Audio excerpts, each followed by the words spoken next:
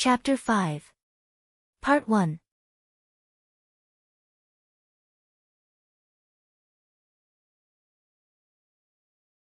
After being repudiated again by her father, a fact that at first was a misfortune, became one of the most important periods of her life, being considered one of the dwarfs that have most influenced the history of Chauneris. The Black Gem Dynasty, the Blood of the Dorsal. Author, Pasqualo Luz de Diamant.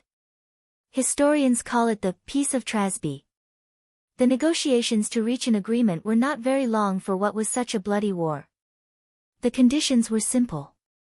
First, Ulbianor was leaving the territory of New Ulbianor that once again belonged to the Kingdom of Dememba. Second, the dwarves of the Dorsal definitively renounced the Red Mines and returned the other two mines conquered to the Kingdom of Dememba during the war. Third, the Kingdom of Sigia lost all the territories near the King Dasmir Canal and also lost the territories of the river basin that supplied water to the canal. They would now belong to the Kingdom of Dememba and extend up to 2 kilometers inland from the riverbank. Fourth, the members of the alliance agreed to pay compensation to the Dorsal League consisting of 1,000 gold bars each year as compensation for the damage caused by the war. The duration of the payment would be 5 years. Payment would be made in Dememba on each anniversary of the signing of the Treaty of Trasby. Fifth, the dwarves of the Ridge agreed to trade their iron and other minerals with all the kingdoms of the Dragon Ridge. The monopoly of Ulbianor ended. Sixth, for 5 years, hostages would be held by the 3 kingdoms of the White Leaf Alliance. They would be princes of the 3 kings. They would be under the care of the King of Dememba. They were the guarantee of the treaty. The town of Trasby was chosen for the signing of the treaty, where the 4 kings involved were. The King of Dememba would also sign as a representative of the rest of the kings and rulers of the League of the Dragon Ridge. It was a simple act and without any intention of humiliation for the defeated who had enough to accept the conditions of the treaty. When it came to deciding who would be the hostages to be handed over, King Broke Blackgem was offered to use his daughter Tanya, but the king disowned her. Besides, that idea offended him. He did not consider her as his daughter and gave another son as a hostage. In his own words, "That deformed and treacherous woman is not my daughter. If you want to do me a favor to kill her right now, it is the disgrace of the Black Gem lineage." It was hard, but no one among the dwarves on the ridge would forgive Tanya for surviving the Red Mines massacre, only her. They blamed her for the defeat. After all, she was cursed by Asbaroan's brand. That brought bad luck and that's why the Legion failed.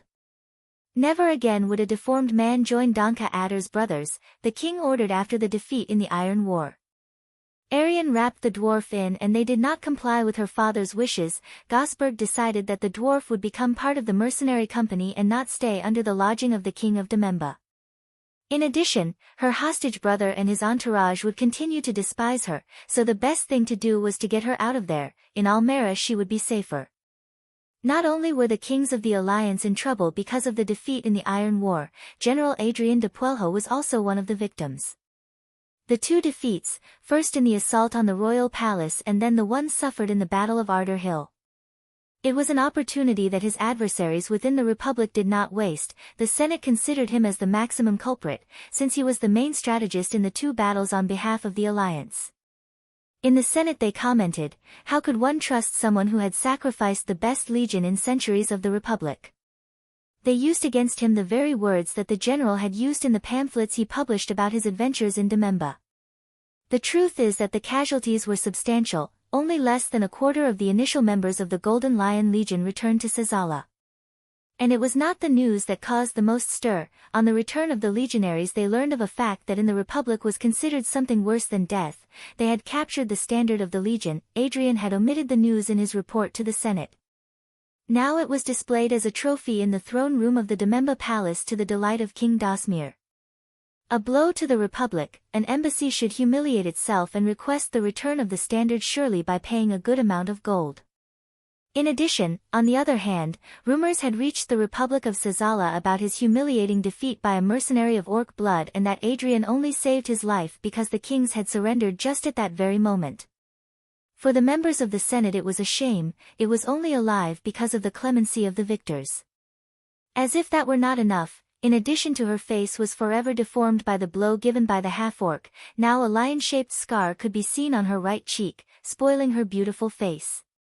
Many senators at the request of the relatives of the dead legionaries had demanded his return to try him for incompetence, but Adrian had faithful and important contacts within the Senate. They managed to get him appointed ambassador to the court of Ulbianor, since he was there and taking advantage of the fact that the Republic needed to negotiate the purchase of a large sum of wheat and other raw materials. In the Senate they thought it best to use their good contacts with the court of Ulbianor. It wasn't much. Now he was relegated to being a simple merchant, but at least he would buy time and be able to think of a plan before returning to the Republic and defending himself from his adversaries. Those who did return were the few legionnaires who survived. They came in search of glory and returned totally destroyed.